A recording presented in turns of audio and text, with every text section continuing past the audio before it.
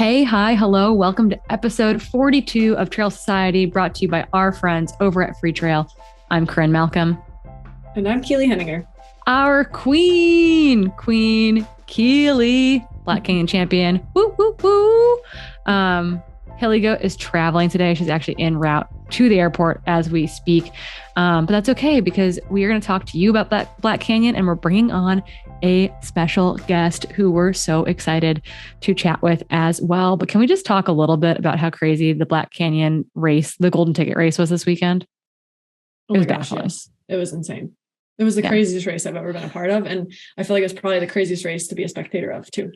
Oh yeah. I was in studio from 6 a.m. to 10 a.m.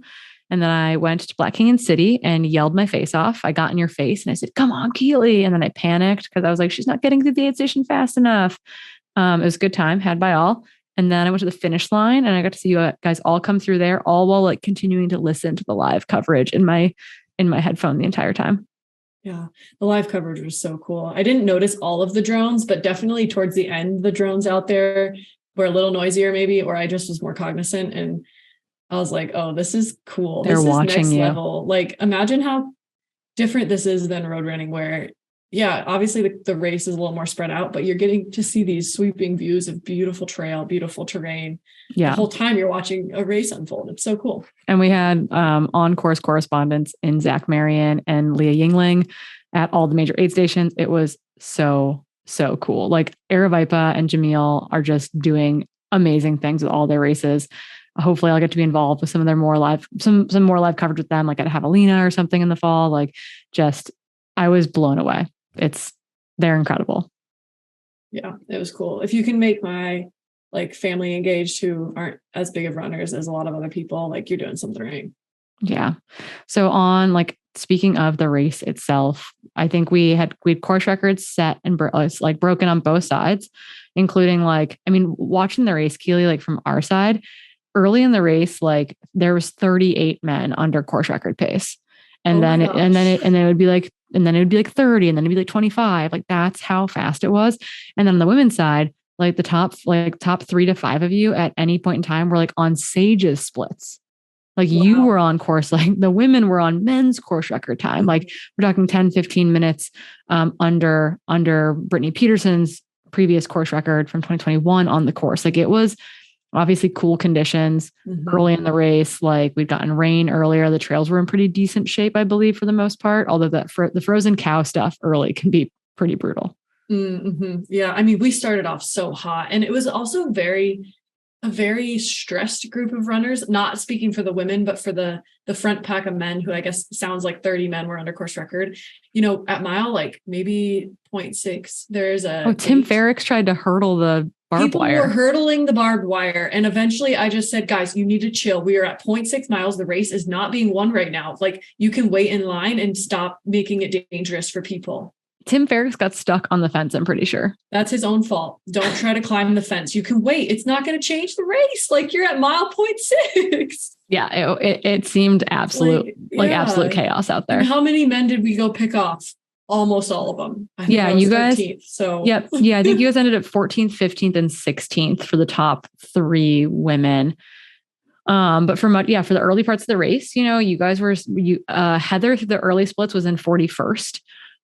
Leading the race from kind of the gun. And then you guys all kind of followed suit. And then for the longest time, you guys were kind of in the 30s. And then in the back half of the race, you all moved up in a big way. Mm-hmm.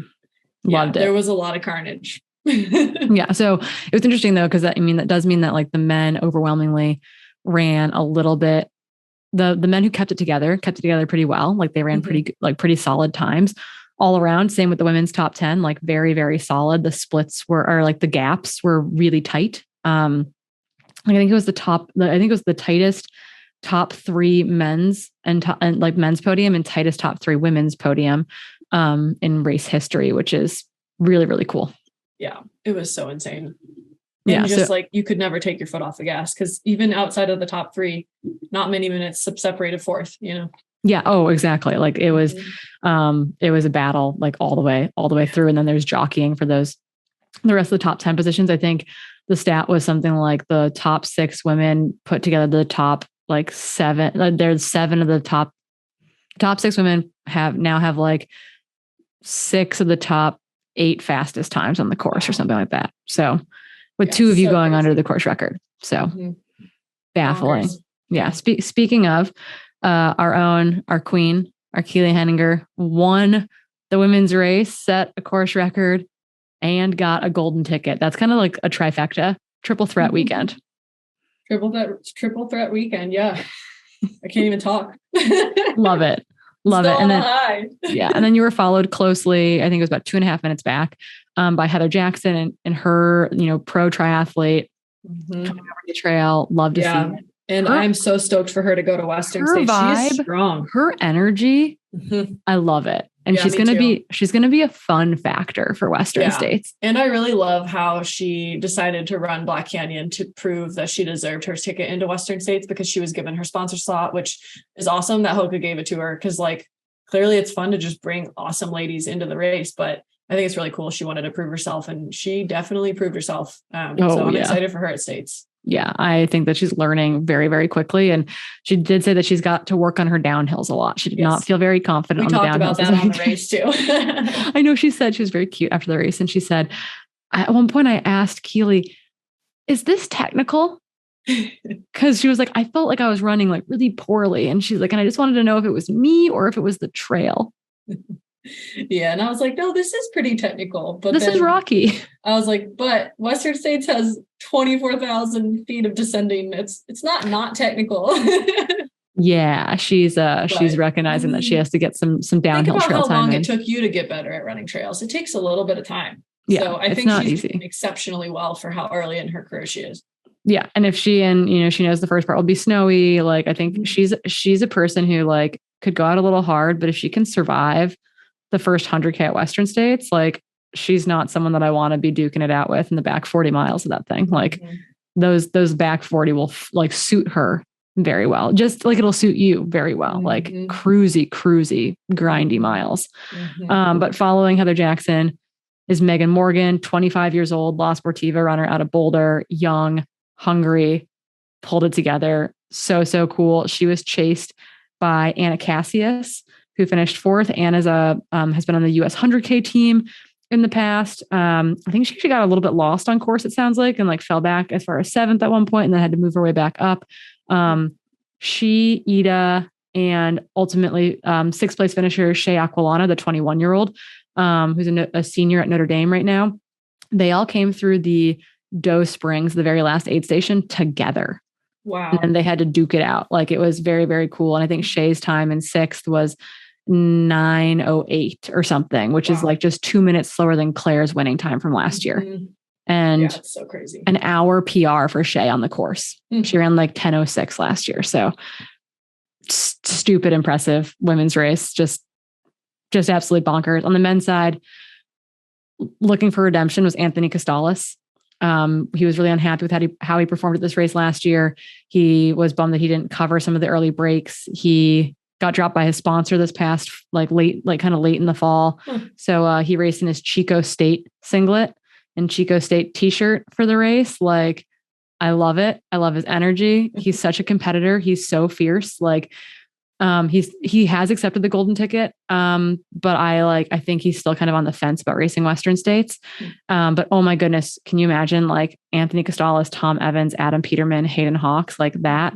The men's race is also shaping up to be, I think last year we were like, oh, there's no gym. Like, what's going to happen? Like, that was interesting. And this year it's like, there's no gym and the men's field is looking really good, which is just like exciting. He was pursued by Tom Evans and Janusz Kowalczyk, who are my teammates on Adidas Terex. Yeah. Tom has a spot in from UTMB already. Janusz is a German athlete, first time ever racing in the States. He came in, he told me that, we ran on Monday on the course and he was like, I don't feel good. This feels really hard. I was told it was going to be easier. Like, I don't have confidence. And he was like kind of down about it all week. And then he was like, I'm going to go out conservative and I'm just going to see what happens. And he's like, Corrine, it was easy. Like, I just ran really easy. So really, really it's crazy cool. what the taper does, because I feel like I felt awful all of last week. And until Tuesday, when I got into Phoenix, I didn't think I was going to have I didn't know what to expect because I thought I felt like crap. And then you're like, oh, okay, maybe I'm feeling okay. Yeah. So I think Janusz went from like 8th to 3rd going into the 50-mile mark. And all of a sudden we got a text that he was in 3rd. And I was like, wait, are Janusz? And then there was a while where Steve Kirsch was in 4th. And I was like, oh my goodness, like if Anthony doesn't take the ticket, that means Janusz and Steve would get the tickets. Like how cool would that be? Steven Kirsch ultimately had some stomach issues and dropped back. I think he finished 8th. Behind Janusz was kind of early race leader Cole Watson. 4th, I feel like he's come up just shy of tickets many, many times, but is just like a really wonderful human. Had a really solid race. And then 23-year-old out of Seattle, raced in like a 7 Hills singlet and cow printed shorts. He's one of the cow guys. Yeah, he's one of the Cowgill Collective guys. Yeah. So Noah Dussault, I think is how you say his last name. He was rocking a mullet. He was having a great time, but put together a phenomenal performance. So he should be really, really stoked on that, but super, super young. Yeah. I think just turned 23 this year. So wow. Yeah. So many youngins in this race too. I dig it. It was cool. Really, really awesome.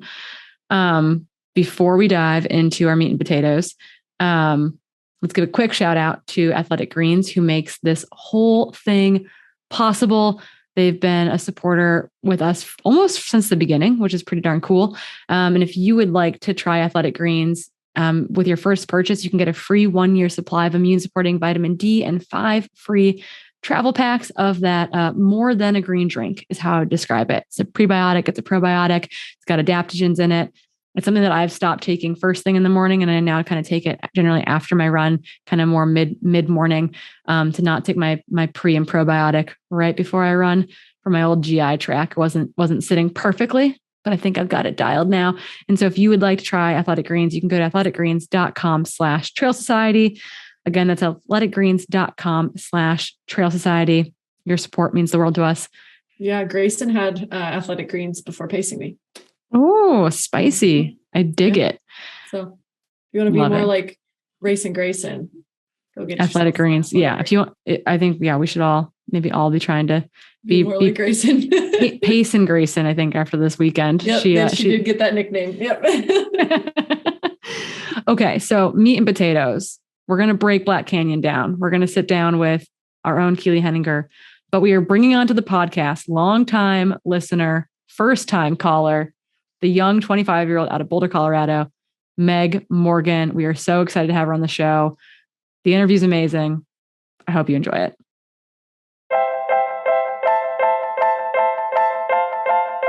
Oh my goodness. I'm sitting here with Black Canyon. Jamil will kill me if I say that wrong. Black Canyon endurance run, the royalty, essentially. We've got our women's winner, our own Keely Henninger. And then we're joined by special guest, Meghan Morgan, 3rd place, bringing home a golden ticket. And we got to chat after the race and said, Meg, you have to come onto the podcast. Yeah, I'm super excited to be here. Thanks for having me. Welcome. Long time listener, first time caller, Meghan Morgan in the house, golden ticket on her way to Western States.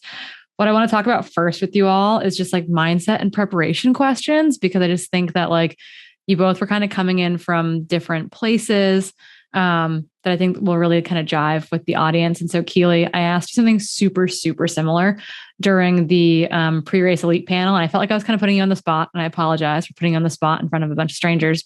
I'm going to do it again today, but now we're post-race, so it's totally chill. You've run golden ticket races before, right? We've been at Lake Sonoma, we've been at Gorge 100K, and like the pursuit was never a golden ticket in those races. It was like to run in a competitive field, to run a competitive race. And you've actually turned down golden tickets at those races before. And so I'm wondering, after having to drop out of Western States in 2022 due to injury, like how was it different? How did it feel different coming into Black Canyon with like a very specific mission in mind? Yeah. And this is a really good question. When you asked me this on the panel, I totally forgot about Gorge because I hadn't entered it because it was a golden ticket race then either. So yeah, totally. good reminder. But this was obviously extremely different because my goal wasn't to necessarily race to win, at least not right away. My only goal was to get a ticket, regardless of what that meant. And so it actually like resulted in me coming into the race a lot more calm and more focused on running really consistently and within myself instead of worrying about anybody else, because I knew that all of my preparation was going to bode really well for this kind of trail running. And my only goal was to get a ticket. And that desire was really, really strong. And it was really like intrinsic. It was really an intrinsically motivated goal because it's what I really wanted. And it didn't really depend on other people. Like, obviously it was indicative of, or I guess it relied on how good and vast the competition was, because that would hinder my ability to get the ticket.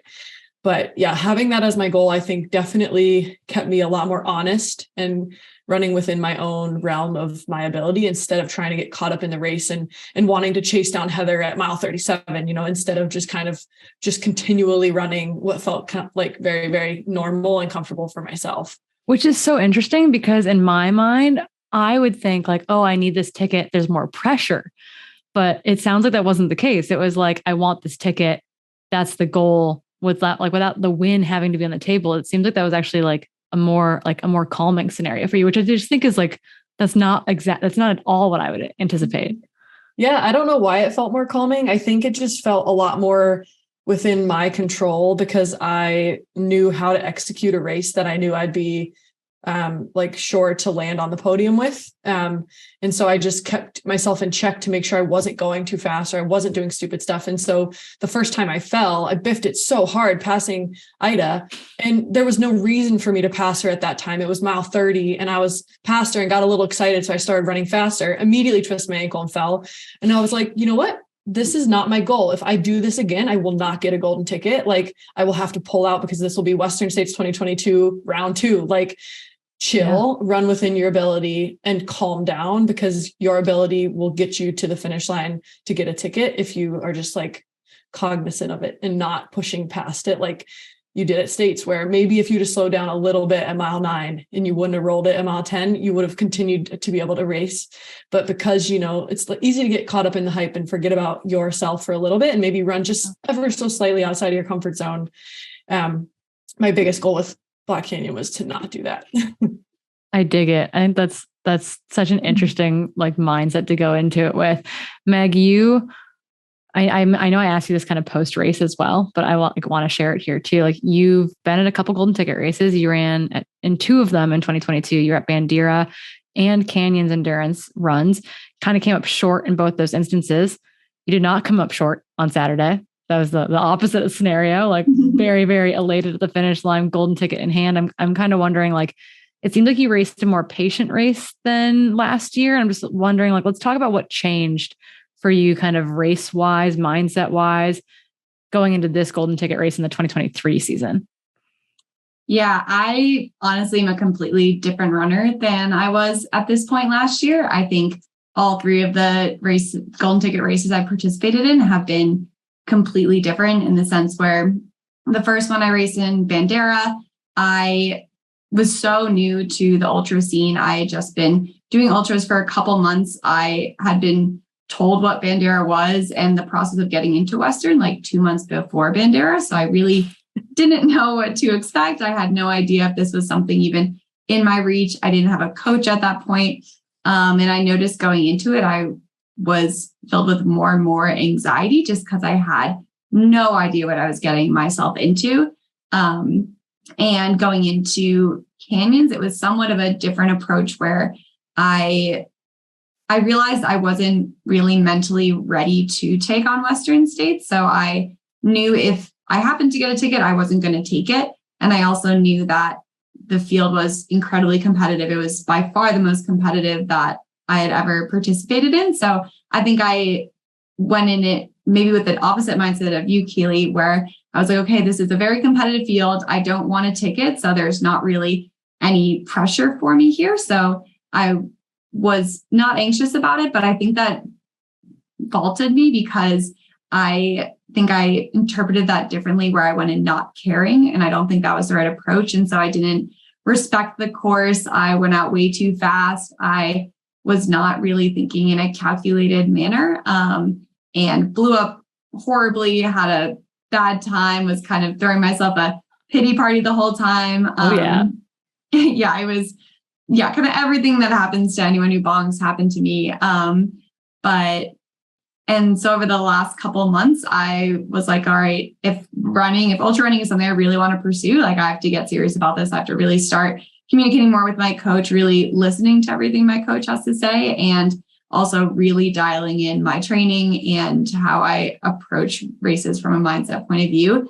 So I came into this race in a completely different mindset, in the sense where I, like you, Keely, I really wanted the ticket. It was something I wanted so badly. And but I wanted to make sure that didn't get to my head like it did at Bandera. And it did get to my head a couple of weeks ago, and especially seeing the competition on the starting list, imposter syndrome was at full force. And I was talking with my coach, like, this is something I really, really want. And I didn't really know how to handle it. And really focused on the last couple of weeks, reforming my mindset to ensure it was as positive as possible, and spent the time talking to a lot of people whose opinions I trusted, who have been in the sport for a while, to kind of soak up the confidence that they were building in me and using that to my advantage on race day. I like to point out that, Meg, you're 25, right? Mm-hmm. So wizened, our 25-year-old here. It's really cool. I mean, I think my first 100K was chasing Keely at Gorge in 2016 as a brand new 26-year-old. So it's like really cool and exciting to see you coming up into the sport and really getting to that headspace, and being ready for a golden ticket this year. I think that's fairly mature too, to recognize last year that you're like, I don't think I'm ready if I got a golden ticket, which is what Keely did at Lake Sonoma. She turned it down because Western States was not yet a thing that she wanted to tackle, which I think is really interesting. Mm-hmm. Yeah. And I was close to your age too. I think I was 25 or 26 when I turned down my first ticket as well, because I didn't understand the hype. Yeah. I was like, first of all, no, just to prove myself in the sport, I don't need to go run 100 miles. But also the second part of that is, if you have any inkling of doubt around running 100 miles, you better not run 100 miles, because that will be the worst experience of your life. And so knowing that I wasn't fully in it, I had to decline, because I knew I wasn't physically ready, but I also wasn't mentally ready and didn't have the drive I needed to actually start and finish that race. Yeah, it's critical. Mission critical. You got to be excited about what you're racing. You both kind of, I think, Meg, you in particular mentioned, like, the field was really competitive. The field was really, really deep. And I'd love to hear from both of you. Maybe we'll start with Keely, of like, as you were getting prepared for the race, and as like the start list was kind of becoming finalized, like, what did it feel like looking at this like insanely deep pool of women that were going to be on the start line this weekend? Yeah, I think unlike Meg, I didn't actually look at the list of runners at all. So smart. That's smart. Good for you. I just talked to my coach. I just know my mental health the week or two before a race is very fragile, and it doesn't take much for me to get into overthinking mode and question everything. And so I knew my fitness was really good. I'd put in the work. I'd done a lot of things that would, inform me that this race could go well if I stayed true to my running. And so I had looked at the entrance list maybe a month ago, and then never looked at it again, knowing that it was stacked even just a month ago. And so I just knew that, okay, that was stacked then. It's only getting more stacked as you get closer to the race, when more people sign up. So obviously going in, I still knew it was going to be stacked. The one piece of advice my coach did give me was that it was going to go out really, really hot, and to just run whatever pace you felt like you could sustain, regardless of who was in first at mile 50K or kilometer 50, or even before that, just running like totally true to yourself instead of getting caught up in the race, because a lot of people do try to run out really, really, really fast. And I think that was really helpful, because running through, 50K, I ran it 20 minutes faster than when I raced the 60K in 2017. Like, that's insane. I ran 4:53 through 60K. And when I ran the race and won it in 2017, I ran 5:25. Granted, wow. I crashed and burned, but we went out hot. Like, most of the time women run 5 hours for that 60K. And so we were flying. But I think, again, like, acknowledging the competition is stout, so that's standard now, is like, you have to go into a race knowing that the competition is so vast that you could break the course record and get third, like, it's kind of insane. And so staying true to yourself is even more important, but also getting caught up in who's racing. It's not going to help you going into the race, because you don't know what their training's like, but you do know that the competition is going to be fierce. And so you just have to be able to race your very hardest, because that's what you need to do to win it these days. It's kind of absurd. Yeah, we should add that you all ran the top 6 women. So you like through Meg, and then we had who do we have come in? We had Anna. Yep, we had Anna and Ida and Shay. Like top, like I think Shay ran just over 9 hours, like 9:08. You all ran like 6 of the top 7 fastest times in history or something, like completely stupid. Mm-hmm. Meg, you kind of mentioned that, like it did kind of shake your confidence a couple weeks ago. Like you were like, oh my goodness, like, am I ready for this thing? Can I do this thing? Like knowing the field is going to be really deep, was there advice that you were given to come into this with a good head, like a headspace ready to like fight for a golden ticket, what you really wanted out there? Yeah. I'm pretty lucky here in Colorado and Boulder specifically that I have so many ultra running mentors here. And I was given the advice when I was kind of voicing my concerns about the competition, about my imposter syndrome. I was given the advice like Keely to hold back, to not go out fast, that like Keely said, that it's going to go out really fast. People are going to blow out their legs. And that's something I like, maybe talk about this later, but I messed up in the beginning. I went out very fast. But I also learned to like really trust what my mentors were saying in terms of, and what I found was helpful was not necessarily like race advice, but they've run with me many times. And so they were just building my confidence in my style of running and who I am as a runner. And that wasn't something I was really digesting at first. I think I was looking at the competition. I know or heard of a lot of the girls. And so I knew what their strengths were, and I wasn't focusing on my own strengths. And I kept forgetting that this course really does play to my strengths. And so I think the week of remembering that and focusing on, like Keely said, focusing on yourself and yourself as a runner, and then really believing what your mentors and your friends and your peers say about you, as I think it's easy when you're, caught up in your own self and your own ego to not really see yourself as like a full runner. So someone with a little bit more perspective is helpful to listen to. That's huge. That's super, super important. Remembering your own strengths in particular. I think I have one more question for each of you in the pre-race style of questioning before we dive into like what actually happened out there. We've gotten glimmers of it for sure. But Keely, the audience will know that you've had like a lot of ups and downs this winter. You had to regain confidence in your body. You're like, I can't do this. And your PT's like, absolutely, you can do this. You actually need to go for a run right now. To getting sick and kind of having to like rein things in. I'm just kind of wondering what lessons you learned along the way, from really coming back to running in the fall to getting on the start line last weekend. Yeah, I think that starting from the injury I sustained last year at Western States, the biggest thing I learned from that was to trust yourself. And that lesson continued its way through, summer, fall, and winter with all of the things I've learned since that injury. And so first of all, the injury taught me that I needed to listen to myself and run true to myself instead of ever so slightly outside of my comfort zone, and that I know myself better than I think I do. And so when I'm putting up little teeny caution flags, I need to listen to them, even if they feel a little bit silly or like something that will make me lose a minute or two in the middle of a race. I do need to listen to them because they could be the difference between me finishing the race or not being able to finish.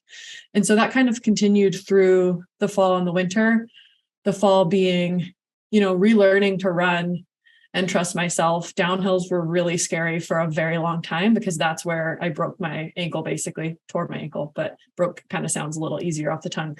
That's where I tore my ankle the hardest at Western States, was running downhill. So it was really gaining trust in the body, involved a lot of conversations and appointments with my PT, who sometimes would just have to put me on a treadmill running at a fast clip and be like, see, you can run at this pace right now. You aren't broken, you're in your head. And so that was a very big journey. But then, I think after September, October, I did start gaining confidence back and was really hammering in the miles and the intensity and was feeling really good. But then kind of had to take another recheck with myself as I entered this local race and found myself sort of suffering PTSD from Western, where 2 days before the race, I was stressed out of my mind. A day before the race, I was stressed out of my mind. Mind you, this is a, really, really small local race that doesn't ultimately matter, but it was still having the same toll on me as something like Western States would. And I went into the race, not pausing to address my mind, not pausing to address the stress I had felt the day before. And within 7 miles, sprained the crap out of my good ankle and finished, but, had to end up taking a couple of days off of that. And this was, again, one more reminder to listen to the little red warning flags I was throwing out of, hey, maybe you're not quite ready to race yet, or maybe you are, but you really need to think about your mental health before a race and make sure you're confident in yourself going out there. You're running controlled. You're not trying to throw down something that you think you have to do to prove that you're back, but that you're just running true to yourself.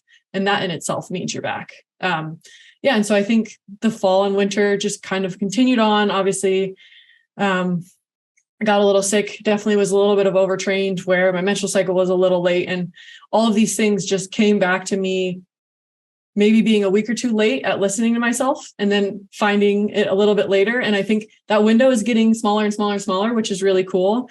I'm 30 and I've been in the sport for 9 years, and you'd think I'd have figured it out by now. But, I'm pretty impressed with Meg's mental game being so young in the sport. Like, I definitely was not that wise at her age. And able to realize the importance of making sure your mental game is strong. It's been quite the journey since Western States. And I always laugh thinking back to when I did tear my ankle at Western States, and everybody there wanted to tell me that, don't worry, you will learn something. You're going to learn something. You'll come back stronger. You're going to learn. And you're like, something. I hate this. I hated everyone. At the time, I was like, I don't want to learn anything else. I've learned enough. I don't need to learn anything. I've learned it all. And they were right, as always. And, we're always learning. And I've just continued to learn. And I think that journey has been really helpful. And it also has given me the fire to be able to push and really compete. And I find myself finally running in a way that makes me really proud and also makes me really excited for the future. So, yeah. Heck yeah. I love that. I love that you were like, stop telling me that everything happens for a reason. There's no reason for this. I hate it. I love it. Meg, I loved your Instagram post, and you said that people oftentimes think that you're just like goofing around and that you're like really relaxed about everything, but you even try really hard to make it look like really laid back and chill. And I think we've all experienced that of like, if I don't care, I can't get hurt. I've definitely taken that approach to running before, and it's sometimes it definitely backfires at times, but I'm wondering, like, it sounds like you really do care about your training and that you are really focused on this goal and you're able to execute on it. And I'm just wondering, like, how has it evolved over the last year? And like, what does that look like in practice as far as like you taking that into your day-to-day approach to building up for a race like this? Yeah, definitely. I think I had to sort of change really, I guess, listen to my priorities. This came out in my Instagram post. I'm someone who I don't really like to take life seriously. I love making other people laugh. I love having as much fun as possible. I really like to fully live my life. And that honestly ends up with my sacrificing my sleep, as I'm like, oh, I want to do this with this friend and this with this friend, but I also work my full-time job, but I just won't sleep. And then I can do it all. And that was something that led to me living a very happy life. But I realized a couple months ago that if I want to do well in ultra running, that's not something that is super sustainable. I'm a big climber and skier, and I love hanging out with my friends, but all those can't really exist at full intensity in the way that I was pursuing them all with ultra running. So I did a little bit of shaking up of my prioritization over the last couple of months, and really acknowledge, I think this is what you're alluding to. It's kind of a scary thing to admit to yourself, like, wait, I really care about running and I really want to commit myself to it and see how this plays out. And I kind of made that promise to myself, like, all right, I'm going to start sleeping. I'm not going to work out in the mornings anymore because I've learned I was not responsible enough with going to bed early. So I gave myself a couple of guidelines like that. I dialed back my climbing. I dialed back my skiing. I chose to not drink for the last 2 months just to make sure I was really going all in on this goal.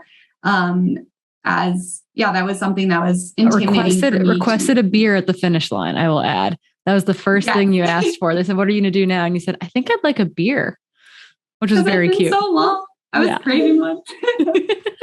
But yeah, I think just like admitting to myself that this was something I wanted and not being afraid to admit that was big. Yeah, it's huge. It's really scary to say your goals out loud, to tell your coach or your significant other or people that are important in your life, your friend group. But it makes it real. And I think it allows you to commit to it a little bit more, which clearly has paid off. You both landed on the podium, but had very different races and ways out there. And what I mean is that like we saw Keely all day long, kind of like trading off like leads with Ida Nilsson and Heather Jackson. Meg, you're part of a group of women who we just watched like constantly kind of move up all day alongside Anna Cassius and Shea Aquilano. And so I kind of want to talk to each of these kind of stories of what happened out there. And we'll start with Keely, and then Meg will hear kind of like what actually transpired in that field. Cause the back end of the course splits were like absolutely crazy. I don't think I've ever seen a 50 mile mark split where our top 3 women were all together. I don't think I've ever seen, like, and then all of a sudden at Doe Springs, like 4 miles from the finish line, same sort of thing, like 4, 5, and 6 were literally all together. Like what a bonkers women's race. Hence, like 7 of the fastest times ever on the course. So Keely, you were like legit jockeying at the front of the pack, going back and forth with Ida and Heather. And from watching the live stream, I just can't tell. Did you ever get to like exhale out there? It just seems like it was kind of full on from like start line to finish line. Yeah, I've never raced for that long in my life. It was definitely a really cool experience. I think it keeps you very engaged, but it also keeps you a little bit distracted. And I think when I fell the most was when I was thinking of other things aside from the trail right in front of my feet, to the point where my second pacer, Colleen, just looked at me and goes, you need to stop thinking about the people in front of you or behind you and just run, like get your feet off the ground. And I was like, you're right. Okay. But yeah, so I'd say in the beginning, I think the first, 10 to 15 miles did not feel quite as much of a race to me, because a lot of people went out really, really fast and everyone was really close together. And so while it definitely felt like a race, a part of me was a little less calculated then and a lot more conserved, just because I knew that everyone was running really fast. We were all still really, really close. And so the race hadn't even started yet. And then I'd say kind of getting close to 50K mark was when I started thinking about, okay, where am I in this race right now? Where are the girls in front of me? How am I feeling? And that's where I started first catching Ida. And that's where I actually first twisted my ankle and fell and then got passed again by Ida. And so that started our long saga of just passing someone. And so I ran into 60K, right behind Ida and Heather. And I felt pretty good. My crew made the executive decision to make me stay at that aid station for quite some time. You did. And I want did that stress you out? Because like it stressed me out. Like I saw Heather and Ida leave and I was like, where is Keely? Like, why isn't she out of this aid yet? Cause I was at Black Canyon City. That freaked me out. It did for all of 2 seconds. Cause JT first asked me when I got in there, he's like, do you want this ice buff? And I looked at him, I said, no. And then I paused and I said, yes, because I thought like, what did Tyler tell me to do? He told me to be like very calculated, very smart, and like, don't take shortcuts that might cost you long-term. And right before that aid station, Brittany Peterson had looked me square in the eye and said, be smart, Keely. And so I was like, okay, we're going to just chill. We're going to drink all the fluids, because I've been going through fluids so much. Like I think I drank 2.5x what I thought I was going to drink, being like pretty conservative. And so I was like, okay, this is 37. Like I'm not that far from them. And up until this point, I hadn't felt like I was pushing at all. And so to me, it didn't feel that stressful. As soon as I like remembered my goal of running true to myself, that it didn't feel that stressful that I was letting them leave a minute or 2 before me, because I knew that I was running consistently and strong enough to stay close to them the entire time. Like every time I felt like they must be getting further ahead, I would come around a corner and they would be right in front of me. And so I just had to trust that. And yeah, leaving 60K, I was with Colleen, and all I said to her was like, I just want to stay steady. I don't want to push yet because I want this ticket and I don't want to like catch them, try to beat them right now and then blow up. And so for me and her, our goal was just to not like slow down too much and just stay consistent on those technical, climby, punchy stuff that had me fall a lot. And to the point where I, came around one of the final corners before, maybe a kilometer before the aid station at mile 50, and they were right there. And I like said to Colleen, I was like, did you think they were going to be right there? She goes, Keely, you haven't been letting up. You've just been steady. And so that was like a really good reminder that I had continued to just run what felt good to me. And I didn't lose any time. In fact, I gained a lot of time back. And so running into 50 miles with them was really cool. Yeah, 30 seconds. It was 30 seconds between first and third at the 50-mile mark of a 62-mile race. It was bonkers. Really good, but also kind of bonkers, right? Because you're like, okay, we're all together now, and we have this last 11 miles left. And so, getting past, it's a little bit of a mental battle. And I think old Keely and maybe Keely, who just was thinking about the win, might have gotten a little more beaten down by getting passed by Heather multiple times. But my underlying goal was always to get the ticket. Mm-hmm. And so getting passed by her didn't throw me as much as it would have in the past, because I knew that I could still get a ticket if I stayed strong after Heather. And I also knew that staying strong continually was resulting in me catching her again.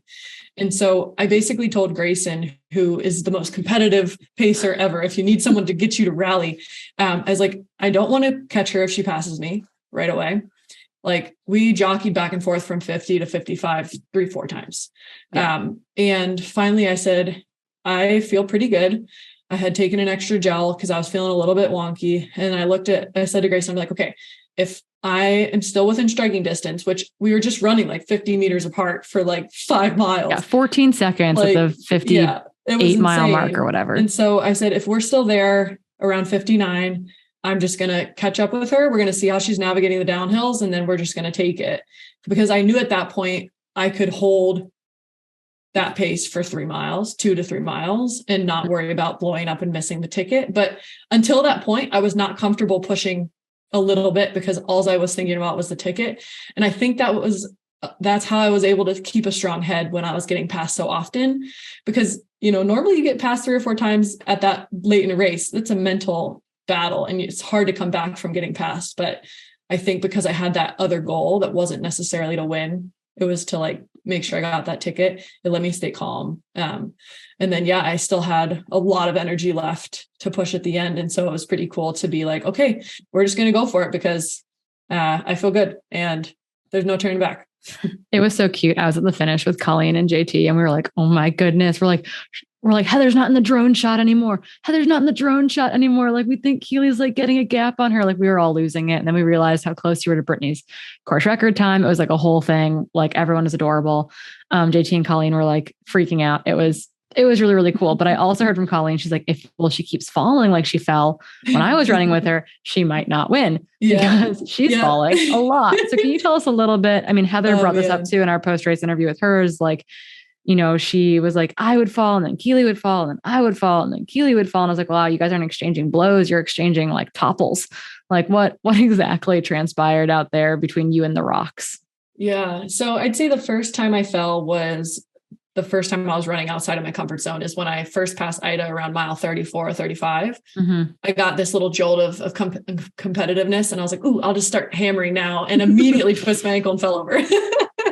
And it was awful, but it was a really good reminder that like, hey, I don't need to do that. And so that one was because of that. And then I'd say the ones I fell with Colleen was because I was so infatuated with the race that I was thinking of people behind me, people in front of me. And so I was like, not really looking at the trail. And I think that went on for a good mile, where I probably fell 4 or 5 times, and like, not all like crazy falls. They were like kind of like stumbles, but still so silly. To the point where Colleen's just like, hey, you need to get your shit together. Like, stop looking behind you. Stop thinking about people in front of you. Just run, pick up your feet, like go a little slower if you have to, but stop falling. And I was like, yes, you're right. 100%. So I kind of got my shit together for a bit there. And then I got back with Grayson, and I think I'd kind of gotten a little bit behind on calories, but not very far. So that the first little bit with her, I took a really, really hard digger. Like, she said that you were just like race. On the ground. Oh like, my gosh, that's why I'm limping now. Pancake flat.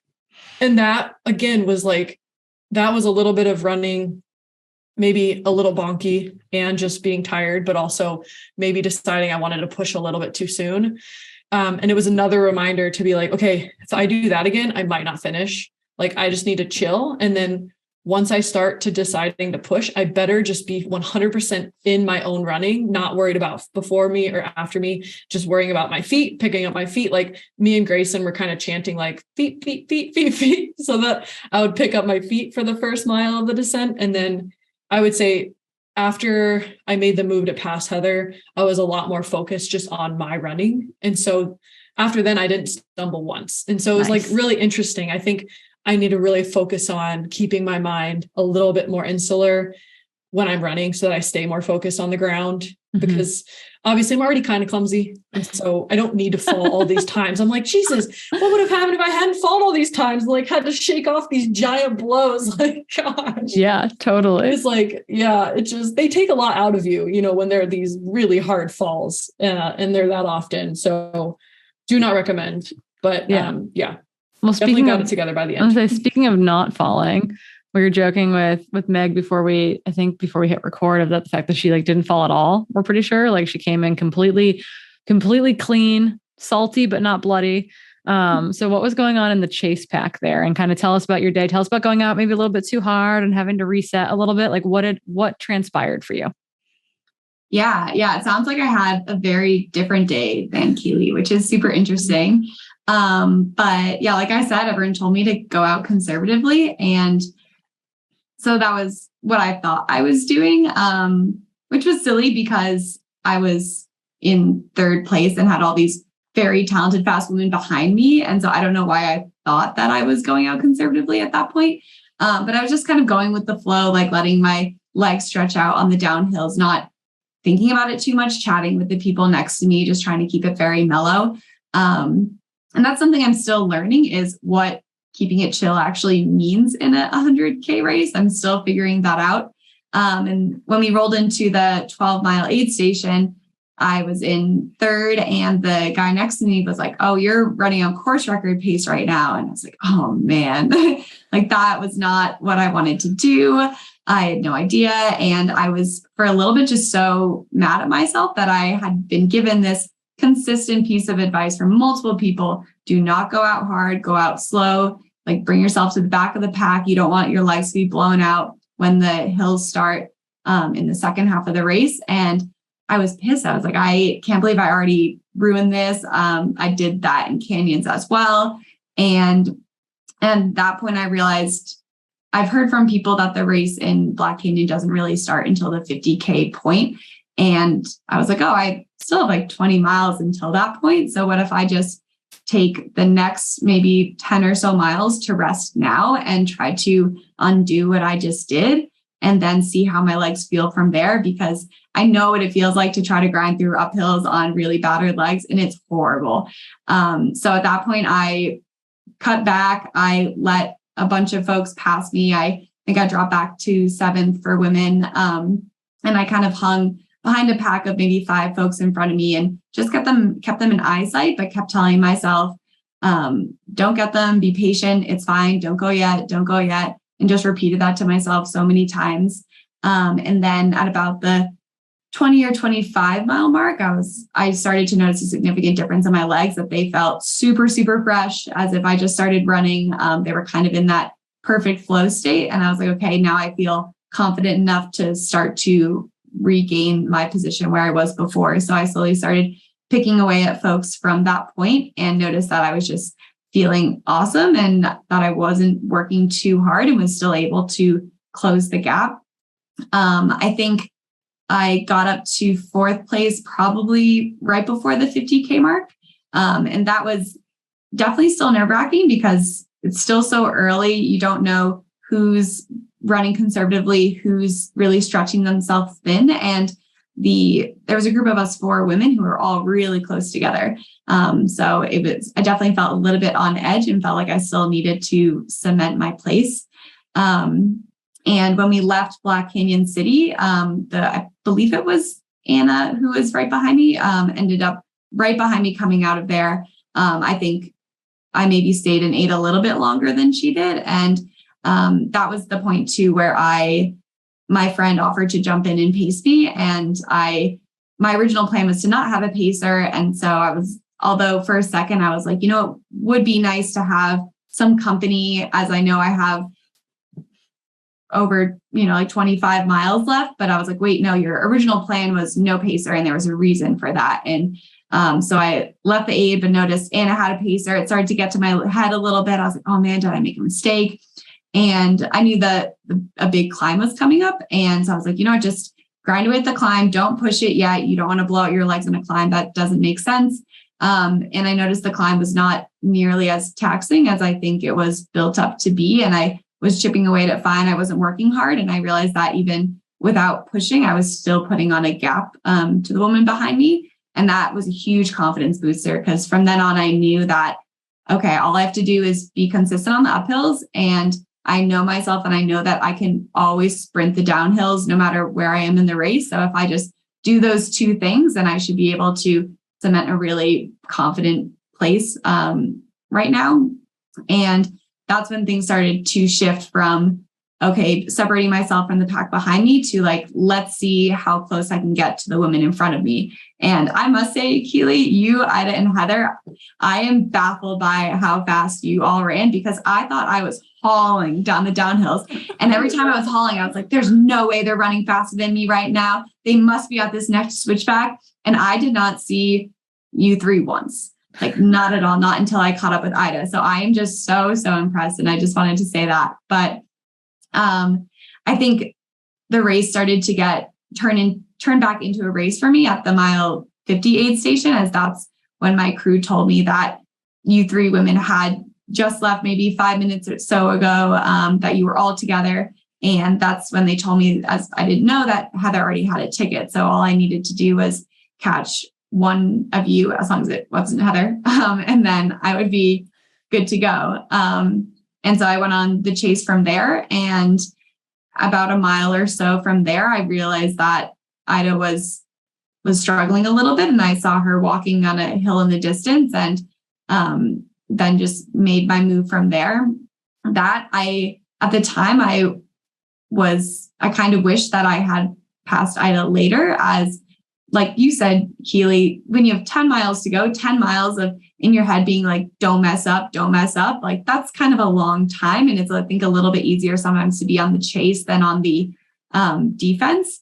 And so I was so nervous someone else was going to be feeling strong behind me. I don't know how Ida races. I didn't know if she was going to bounce back. But I found that if I instead flipped the mentality of, instead of who's coming behind me, I was like, okay, realistically, I know Keely and Heather are very far ahead, but if I just focus on, let me try to get as close to them as possible, then that would push me to run faster and make sure I didn't slip into a negative headspace in those last big chunk of miles. And yeah, and I was very much so alone for those last 10 miles, which was definitely tough mentally at times, as it got really hot too. But just tried to focus on, and I think it helps for me too, where even though I'm tired, I do force myself to sprint the downhills, as I find that's like a nice way to mentally break it up for me, and to like bring myself back in the game. So I was able to finish feeling really good. That's, I think, the best I've felt both mentally and physically throughout an entire race, which made it really fun. Mm-hmm. Yeah, I want to ask a question about the pacer thing, because I kind of know your answer already. Obviously, I'm cheating a little bit, but I think it's really interesting, right? That like we know that you were offered a pacer, and you were like, nope, I've got a plan. I've got this thing to do. Like what? Like, can you tell us a little bit more about like turning down a pacer and like why that decision was made at that aid station, and like kind of your headspace around it? Yeah, so something I've noticed over I guess the last race I did, which was July, and another FKT effort I did in the fall, was that I've gained this ability to really mentally dial in on racing. And that's something I don't know if I really had before, and I've slowly started to grow. And I really love that feeling and found it's a huge advantage. It makes time go by really fast. And it's obviously great from a competitive standpoint to really be focused on the actual race the entire time. And I noticed that sometimes when I have pacers, that I lose that rhythm. I lose that mental headspace. And sure, it's beneficial because you're talking to someone, you have someone by your side, they may mentally pull you out of a rut. But I found if I'm in a really good headspace, that I don't want to break up that rhythm. And I also really love talking to people, especially my friend who's probably my pacer. And so I will maybe naturally slow down and just chat with them. So I didn't want to risk that.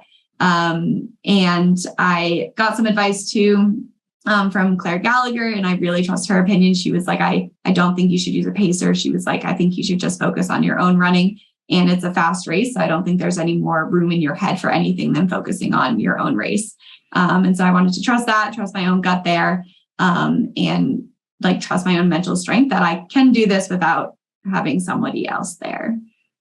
I love I'm worried that I just chat with them and that we'd slow down because we'd be having such a good time. Maybe that's why I fell so much, just because I was distracted. Yeah. Just hanging out with your friends. And then you're like, the race. It sounds like the opposite of Grayson though. It sounds like Grayson is like a real, got to get her to Olympic Valley. It sounds like she's maybe a aggressive. She'd be a good back 20 at Western States. Yeah. 80 to the finish. I was also torn, Megan, about pacers, because to me, Black Canyon runs a lot more like a 50 mile. Like it's very fast.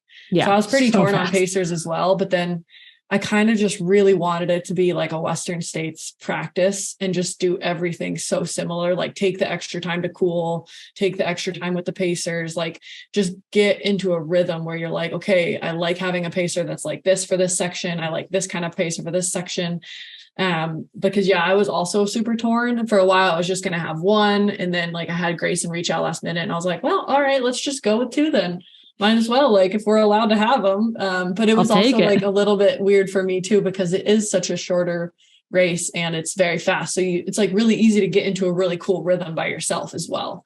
And so, it's I'm with you. I totally get that. So getting kind of into the nitty gritty for you all, a question that comes up a lot is how did fueling go? What did fueling look like? It was a warm-ish day. Everyone's coming out of winter, so it felt really hot. How, I'd love to hear from both of you as far as hydration, nutrition, electrolytes, what went in, what stayed in, how did it go? Yeah, I'll go first, I guess. So for me, I plan to drink 2 bottles of water pretty much between all of the major aid stations, maybe 15 to 20 miles. And immediately that became 4 to 5 water bottles. It was a lot, but I always filled up with electrolytes, probably 90% of the time, and then supplement with water twice, just because I was completely craving water. But drank a lot, and every single aid station I cooled down at. And then for fueling, I definitely stuck to my Western States plan and my gorge plan of last year that people thought was bonkers. And I calculated it. I think I had 16 gels and 2 to 4 bottles of Roctane for calories. And I think that comes out to 60 grams an hour. And so I was pretty proud of myself because that was my goal. And it was a lot of gels. By the end, Grayson was really impressed because she's like, are you getting the gel down in one bite? And I was like, yeah, but it's because I don't want to taste it anymore. That is very impressive and a little bit scary. Western States, here we come, baby. Meg, how did it go for you out there? Yeah, so this was probably my most successful fueling that I've had.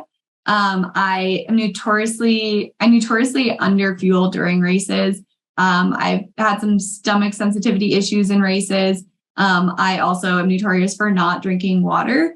My friends make fun of me all the time that we'll go on 7-hour runs and I'll have a bottle of water.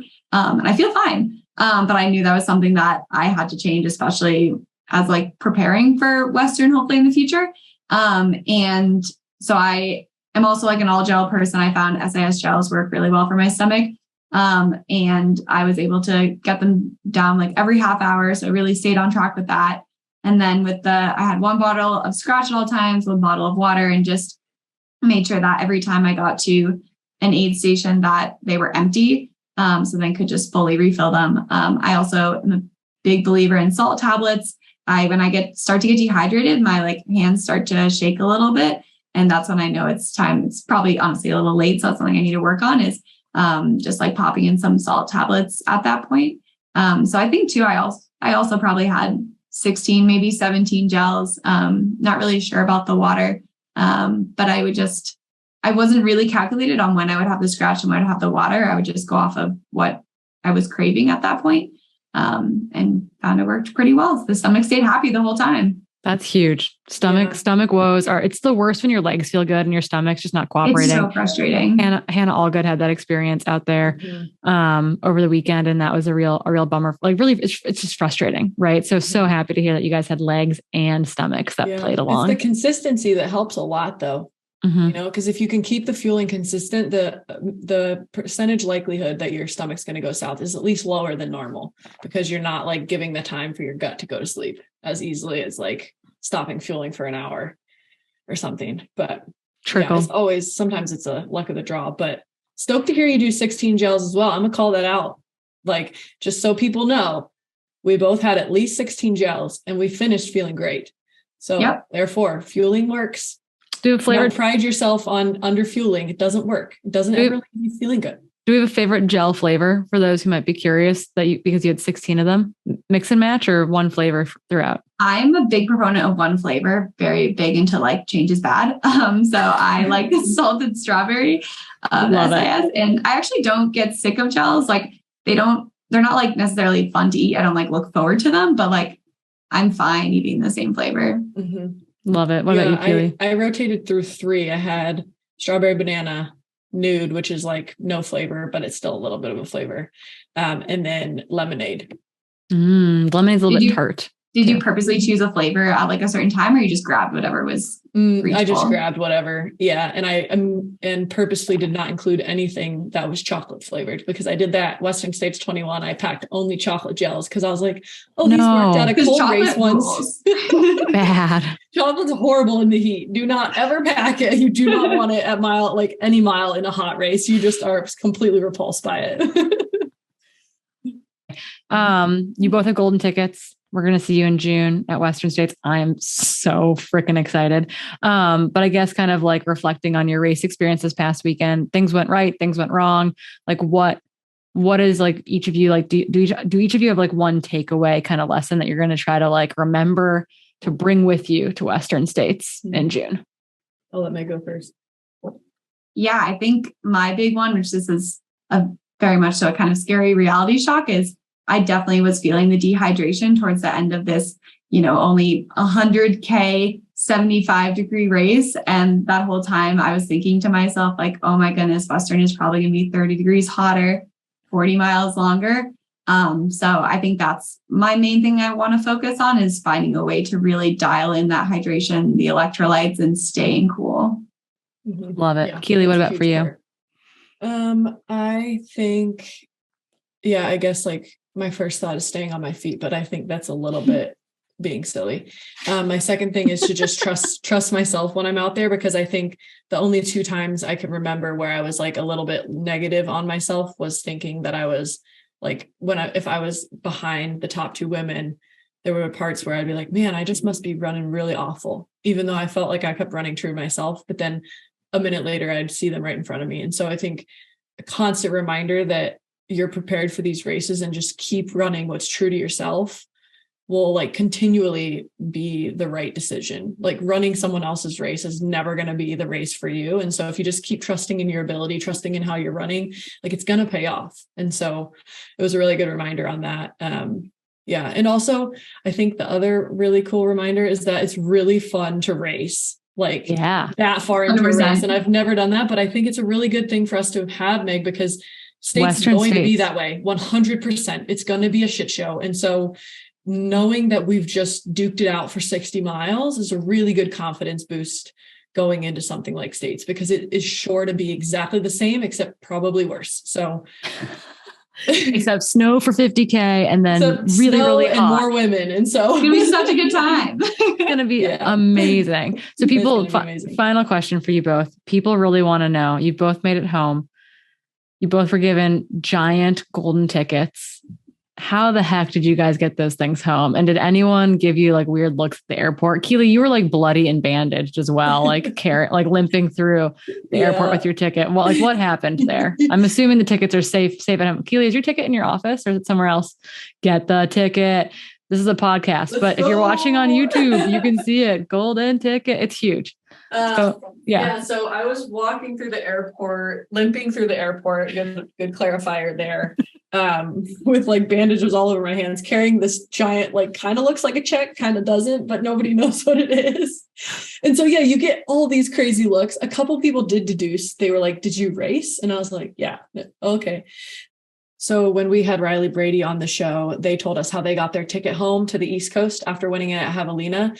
And so I took their advice and I asked the flight attendant in first class if I could put my golden ticket there. And they said yes. So I got to bring it home to Portland. Love it. What about for you, Meg? Yeah, I actually had a pretty surprisingly smooth experience with it. Like going through security, I like brought it over to them. I was like, hey, I have this thing. I don't know like where you want me to put it. And the first guy was like, oh yeah, like I know what that is. And he handed it to his partner. And the partner was like, what is this? And he's like, it's Western States, obviously. Like they like knew what it was somehow. And then just going to the, like actually in the plane, same kind of thing. I just asked the flight attendant and they're like, oh yeah, we can throw it in this closet here. But it was cool because waiting at the gate, I had a woman come up to me and she was like, I saw you hobbling around and then I saw the ticket. My husband's a really big fan of the sport. And so I like, think I know what that is. Is that the Western States ticket? And I was like, yeah, it was really cute. And then when I was actually getting on the plane, there was a man behind me and I just hear him go, no way. He's like, is that a golden ticket? And I was like, oh yeah. Like, did you race? And he was like, no, I didn't, but I'm just a huge fan of the sport. He's like, I've paced friends in a couple ultras before. He's like, that's so amazing. He was so stoked. Yeah. So everyone was really stoked about it, which was really cool.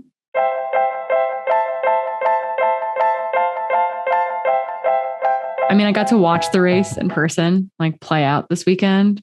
And I've got to say, like, just like listening to you both rehash it brings like so much perspective and kind of clarity to, I think people get caught up in the results or like in the aid station splits, and getting to like hear from you both. It's so much more than the result. It's so much more than the aid station split. So thanks for like sharing with everyone how your day actually played out there. Yeah, I agree. I mean, I think these days the races are so competitive, so it can be really easy to just look at, who got first, second, or third, not understand like what kind of mental fortitude it took to get there. Like Meg's story was pretty darn cool of how much mental strength and also patience she had as such a young runner to just wait until her time was right and she felt good and to charge to get there. It was really cool. That's not what you hear in those race recaps. Yeah. It's just like results are cool, but they never paint the full story. So I really, really appreciated that from both of you. And to kind of round things out, we got to give a shout out to the other major supporter of our podcast. That is The Feed. We love them. I'm actually, we mentioned our water bottles that are coming out with them last week. I actually just placed an order today and I'm going to get my bottle.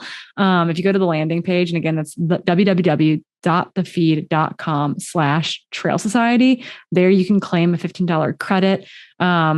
You get a $15 credit every quarter. So it's actually worth $60 over the course of the year. And it'll actually be auto applied to your account every 90 days, which is really slick. So you can use it on a new order. And then if you order over $65 worth of product, you get a free water bottle, a free Trail Society water bottle. And they're really cool and they're really beautiful. And you can put your name on the side of them so that your significant other can't steal them because they'll want to, because they're that cool.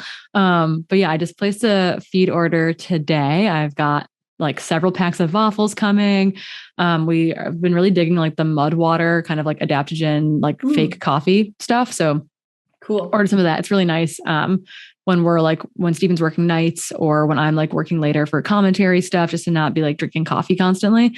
Really, really loving it. But yeah, placed that order today and was like, yes, I do want that water bottle with my name on it. Yeah. And this link will be in our show notes, but also when you do order your water bottle, you have to tag us in it on our new Instagram, trail.society, and tag all three of us. That's fine. Because we want to see you using the bottles in real life because they're so pretty. I could not agree more.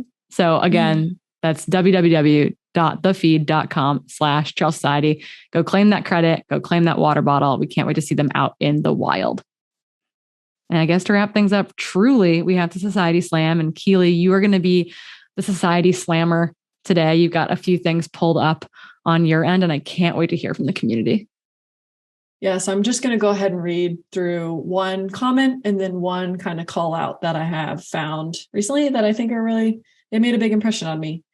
So here's one from one of our fans who told us basically that this is just a shout out one, that they want us to print a shirt that talks about having difficult daughters. I love it. Here's the difficult daughters. Could be exactly a nice new hashtag. And then the second one is that ATRA, so American Trail Running Association, tagged us in their most recent post comparing courts to WADA, and started deep diving in the need for, a call for clean sport. And so it's really cool. We are a very small podcast, but I do think we have a really strong fan base. And when people retweet or repost our episodes and we're calling out these issues, it's just bringing it to the limelight. And so it's really cool to see bigger organizations, crediting us for at least bringing it to their awareness, because it is something we need to change for the sport. And so thank you for bringing that up, ATRA. It's definitely something that the sport needs. Yeah. And we had our first anti-doping working group meeting today for the PTRA, the Pro Trail Running Association. We're working on both in-competition testing, but predominantly we really want to focus on out-of-competition testing and education for athletes, managers, coaches, and teams. And so we just had our first meeting for it this morning. And while there's a lot of unknowns still about how to do it and what orgs we need to use and who's going to hold the money, because it's going to cost a lot of money to get this thing off the ground, it's just really promising to have a bunch of athletes who really want to see this thing happen. So we will be making change. And while it might not be immediate, I think that it's going to help protect the integrity of our sport at the professional level, which does trickle down to everyone over the next, several decades. So it's really, really cool. So thanks ATRA for calling out our rants, because they're important. Yeah. We need to be, all the voices need to be elevated in this space because it needs to change. And so Thank you for elevating that ours. Yeah. And so I guess without further ado, I've got one ask for all of you. If you're listening to this, if you've made it this deep into the podcast, you're still here with us, just waiting for, some sort of nugget of wisdom to be dropped. Please, can you go to whatever podcast platform you use, Spotify, Apple, etc. Can you go leave a review and give us all the stars? I don't even know how many stars you can give, 6, 8, 10, whatever. Give us all the stars, leave a review, share this with your friends. It really does help the podcast. It helps more people find the podcast. It really does. It means a lot to us. So thank you. If you're here, please go do it. Just pause it now. Pause it now, right now, and go leave that review. Otherwise, until next time, we'll see you out on the trails.